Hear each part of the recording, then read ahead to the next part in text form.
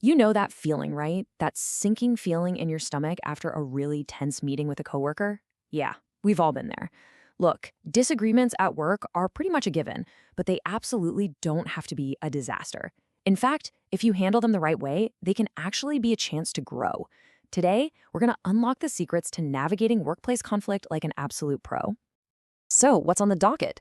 First, we're going to talk about why conflict is totally normal. Then, we'll dive into your toolkit for healthy conflict management. We'll also cover the big don'ts, the stuff you want to avoid. And super important, we'll talk about when it's time to bring in HR. Then, to tie it all together, we'll walk through a real-world scenario so you can see exactly how this all plays out. Okay, let's get one thing straight right off the bat. Conflict at work doesn't mean something is wrong. Not at all. It just means you have a bunch of smart, passionate people with different ideas in the same room. And honestly, that's a good thing. The real trick is learning how to use that friction to create something positive.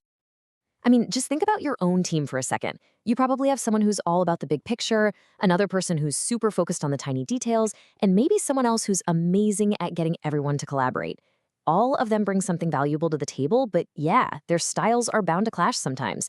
The goal isn't to make everyone think the same, it's to get those differences to work for you. So, what do we even mean by workplace conflict? Well, it can be anything really. It can be a small thing like a passive-aggressive email that just leaves you scratching your head, or it could be a huge blow-up between two entire departments fighting over who gets credit for something. The size of the problem might change, but the feelings behind it are often pretty similar. And usually, it's not just one thing that causes the problem. It's more like a domino effect. You know, a vague email leads to confusion, which causes a missed deadline, and suddenly everyone's pointing fingers. The biggest takeaway here, being clear from the start is your best defense. Seriously, over-communicate, make sure everyone knows their role, and really try to understand how your coworkers operate.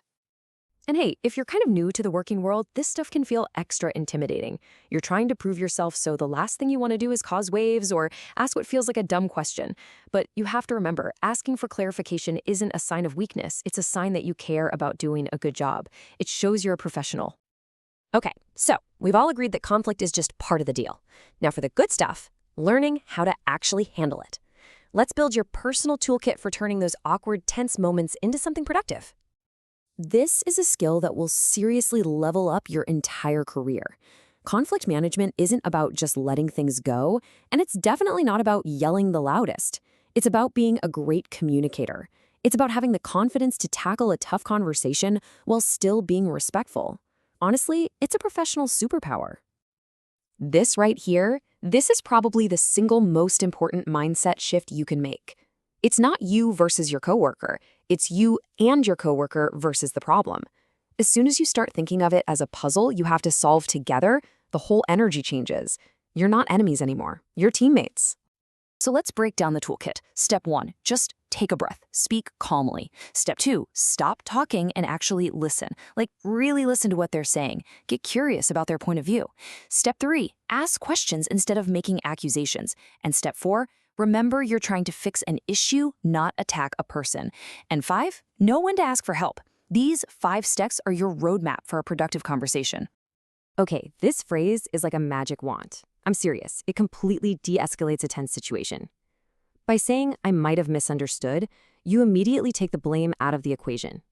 You're not saying you were wrong, you're just opening the door to figuring it out together. It's so simple, but it's incredibly powerful. All right, so we know what to do. Now let's talk about the don'ts. These are the classic mistakes that can turn a tiny disagreement into a full-blown office war. Let's make sure you're not accidentally pouring gasoline on the fire. This slide just lays it all out so clearly. In every single conflict, you have a choice. You can be the person who builds a bridge, or you can be the person who burns it down. And look, the temptation to vent to another coworker or fire off a nasty email is real. We've all felt it. But that little bit of satisfaction you get in the moment comes with a huge price tag later on. And yeah, let's be real. There's a bottom line here. Being professional isn't just a nice to have, it's a basic requirement of your job. Companies work really hard to create a good work environment. When you handle conflict the right way, you're not just being a good person. You're showing that you're a mature, reliable member of the team. So what happens when you've done everything right? You've stayed calm, you've listened, you've focused on the solution, but the other person just isn't meeting you halfway. or maybe the problem is getting worse. It is crucial to know when it's time to tag in a neutral third party. And that's where HR comes in. Think of them as the official referees of the workplace. They're not on your team or your coworkers' team. Their job is to know the company rulebook and make sure everyone is treated fairly. When a problem gets too big for you to handle, they're the ones you call. It is so important to see HR as a resource, not a threat. They are not the principal's office. They are trained professionals who are there to provide a safe, confidential space for you to be heard. Their whole goal is just to make things right and keep the workplace healthy for everybody. This is basically your permission slip to ask for help. If you read these bullet points and think, yep, that's my situation, then don't second-guess yourself. You are not overreacting. You're doing the responsible, professional thing. Trust your instincts and reach out. All right, theory is great, but let's put it to the test.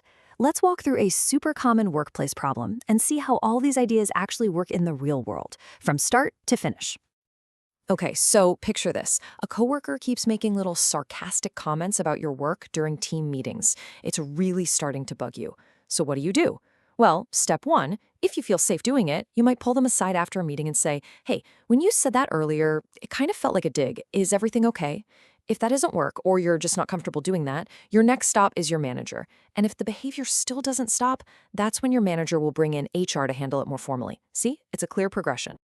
And once HR gets involved, you can expect a very structured, fair process. They'll talk to everyone involved, they'll look at any emails or messages, and everything will be kept confidential. It's not about picking sides, it's about doing a thorough investigation to find a fair solution that lasts. So the next time you feel that little knot in your stomach because you have to have a tough conversation, just remember, you have the power to change how it goes. Conflict doesn't have to be something you dread. It can be an opportunity to build a stronger relationship, to find a better solution, and to grow as a person. So my question for you is, what's one small thing you can do this week to turn a potential conflict into a productive conversation?